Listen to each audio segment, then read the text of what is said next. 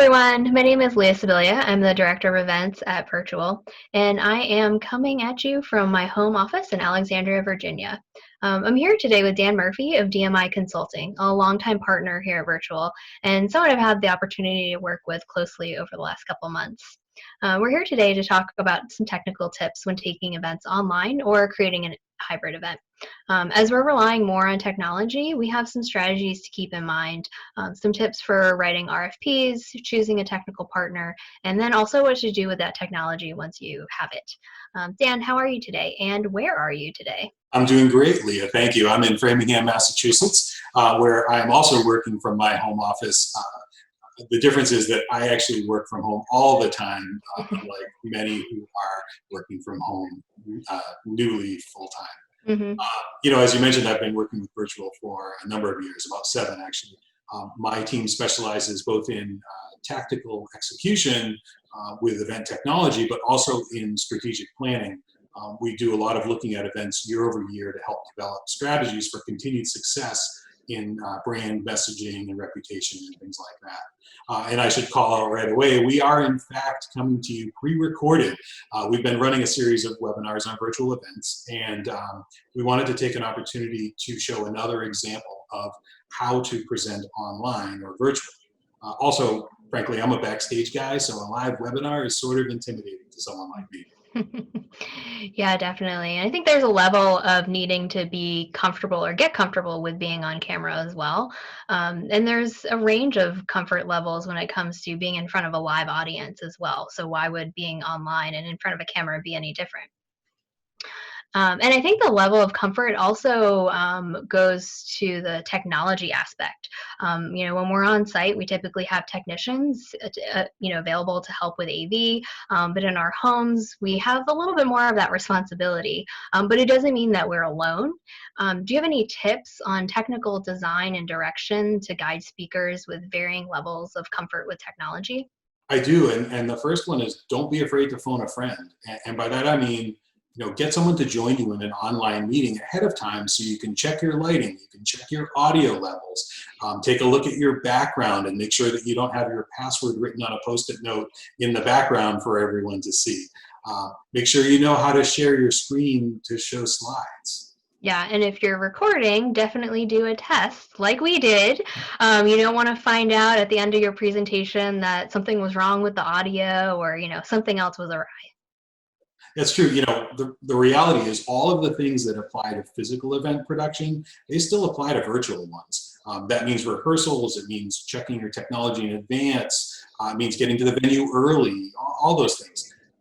There's really an abundance of information on this on the internet. You can just do a search and you will learn more than you ever wanted to know about lighting for camera. But it is important to realize that our message is that your content is important, but so is the manner in which you present it. It's a good idea to make sure that when our video team switches to show the keynote speaker, we're not seeing a shot of your dog sitting in the office chair.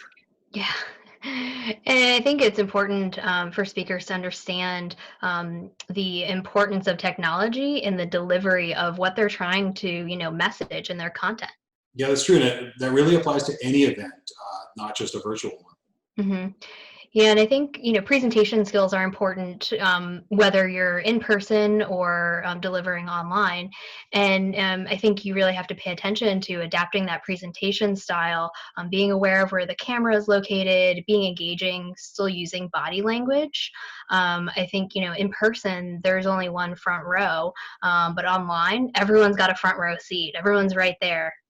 That's a really good point, and it speaks to our message that we need to embrace the execution of our presentations as much as the content. Yeah. So how do you think we get there? This seems like it could get more complicated and escalate pretty quickly. Yeah, it's true, and as these technical needs get more complex, you may want to start looking at bringing in outside help. We collectively have identified what we think are 3 levels of production. And it's up to you to make sure you know the audience and their expectations, and also what your key stakeholders want to see. Mm-hmm. So those 3 areas or levels of production that we've identified are the totally DIY. And by that we mean using a webinar or a meeting platform. And in that case, yeah, you can do it alone. You don't really need an outside provider. But the next level up is where you may need some vendor support. Perhaps you have concurrent sessions. Maybe you want to have a professional host on your webinar. Perhaps you need to bring in an online presence. And then, the final area, the final level of production that we've looked at is a fully turnkey virtual conference. And there are solutions out there that are available to you. Yeah. Could you give us an example of that middle ground option? Absolutely, yeah, we're doing that here. So what we're doing here is a side-by-side picture-in-picture, in a frame with a background and our logos showing below. And this is something that can be done live. You just need the help of a technical partner that has a studio location. Yeah. Sometimes it's not just technology that drives the decision to bring in outside help, though. That's true. It is important to think about the way that your brand is represented during the course of your event. Mhm. And, sometimes a simple DIY conference call or webinar doesn't do a good job of consistently driving that message. For instance, if we were doing a panel discussion in a webinar format, we would not have the opportunity to display info about our brands at the same time. Yeah. I think for some of our clients, their annual conference is the event that everyone looks forward to every year for that in person networking and that educational content. And sometimes that educational content is really timely. People work on that and it's new each year. It's very relevant in their industries. Thinking about online events, they might be their only interaction with members this year. So the importance of the user experience really needs to be the focal point in the discussion. So, how do you make sure your brand is really properly represented in a virtual event? Well, I think the key there is to craft the virtual event experience and that environment as carefully as you would any other messaging. And this includes the presentation technology. This is where you may want to look at engaging a service provider to help integrate all of these technical platforms, perhaps including conferencing, broadcasting, and streaming, and other internet applications. hmm so, how do you go about finding a service provider, especially when now it seems like everyone's providing technology for online events? There are a lot of new providers out there. This is where the request for proposal process comes into play.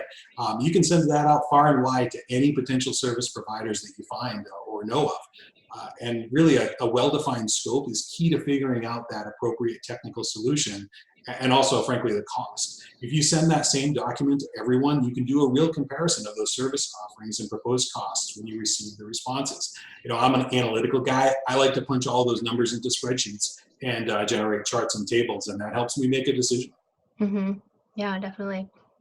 And continued conversation after that initial proposal being received as well.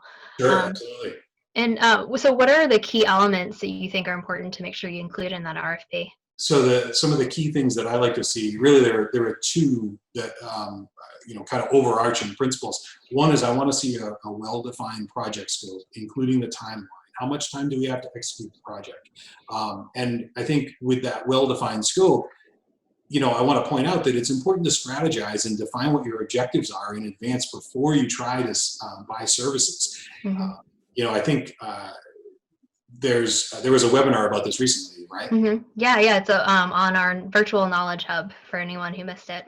Absolutely. And the second thing that I would like to see in a well-written RFP is clear communication about goals and objectives, hmm key stakeholders, key principles of the event, and that sort of thing. Yeah. So once you hear back from vendors, how do you make a decision? I like to use three key metrics in addition to cost. I like to say that cost is not the only factor here. Number one is their communication open and honest, and is their cost structure clearly defined? Number two, how long have they been in the virtual event space? And number three, do they have any creative ideas, and have they asked interesting and compelling questions about your request for proposal? Yeah. I think as a planner, you always have to be flexible and also always have backup plan upon backup plan. But I feel like now a new best practice is needing to be even more flexible, but flexible in considering those alternative solutions and creative solutions, perhaps, and maybe readjusting some of the priorities just a little bit. we're relying on technology, but it shouldn't define the event strategy. So we just really need to be open to how we can deliver the message we need, and what's out there for us to be able to deliver it. And the technology should simply be a tool to deliver this message. That's very true. And when you hear your responses back from an RFP process, you may have creative ideas that you hadn't considered. They may come back with creative ideas that open up your mind a little bit. Honestly, this is really the same as writing an RFP for AV services for a physical event. And actually, if you need a consultant to help with that, my team is standing by ready to respond. I bet they are. In talking with a lot of clients, they're jumping ahead to budget. We're trying to still have those strategic discussions, and we are, but everyone still goes to that. What should we be planning for? How much is this going to cost? Should you put a number, a budget amount in an RFP? So I honestly would consider planning for costs similar to physical event AV fees. And that may be surprising, but it's not unreasonable when you break it down. So, clearly the DIY route is cheaper. We all know what those costs are for webinar products. They're very well published on the internet. But that's sort of like bringing your own projector to a meeting, which is absolutely an option, and it works really well. For instance, for a salesperson who's doing pitches in boardrooms. But for a large annual kickoff meeting where the messaging is critical and your brand reputation is at stake, I would ask if that DIY model is appropriate. If it's not, you're going to be engaging a service provider. And the costs for a virtual event are similar to hiring an AV provider for a physical event. In fact, most of these vendors that you're going to be talking to, they're AV companies. They're also in the business of pivoting right now, just as we are. Yeah, definitely. I think some of the assumptions are that it would be cheaper since there's no equipment required. Why can't we assume that, and how do you approach that discussion? Well, it's not necessarily the case that it would be cheaper. Well, it is certainly for a DIY project. There's no equipment, there's no travel, anything like that. And as I said, those costs are all pretty clearly written on the internet. But if you're engaging a service provider, you may be looking at video switching and playback. You may be hiring professional support staff for your webinars. Perhaps you're sending a keynote presenter kits for high quality recordings. You may also need web development or graphic design or a robust live stream backup plan. These are all technical considerations that carry costs very similar to live event AV. Yeah. There's definitely some good food for thought, especially as we're all still pivoting to this new world of online events, and who knows what the future really holds for us. And it's interesting that online events have existed before. It's not like they're brand new, or hybrid events have existed, but they've been carefully curated in that way. And it's a little bit different than how a lot of face-to-face events are now trying to transform onto an online event out of necessity, and that's the only option for us at this time. Right. So there's certainly a whole lot more we could discuss, but I think we touched on some good key reminders when sourcing a technical partner, designing that technology experience, and really keeping and making sure we're thinking about that brand and that image that we want to leave people with at the end of the event. Yeah, I think the key message is something that I've been preaching for some time regarding physical events. Whether you're concerned about delivering compelling content or an engaging brand experience, the technology really shouldn't get in the way of your message. It should help you present it. So for that reason, I think it's important to think strategically before you make some of these key technical decisions. Yeah, absolutely. Well, thanks, Dan. It was nice talking with you today. Thank you, Leah. Yeah. And please make sure, everyone, that you check out our virtual knowledge hub. Lots of resources, webinars, blog posts there. If you have any questions or want to talk about your event, please get in touch with us. And we want to thank you again for joining us. Please stay safe and healthy. Thanks, everyone.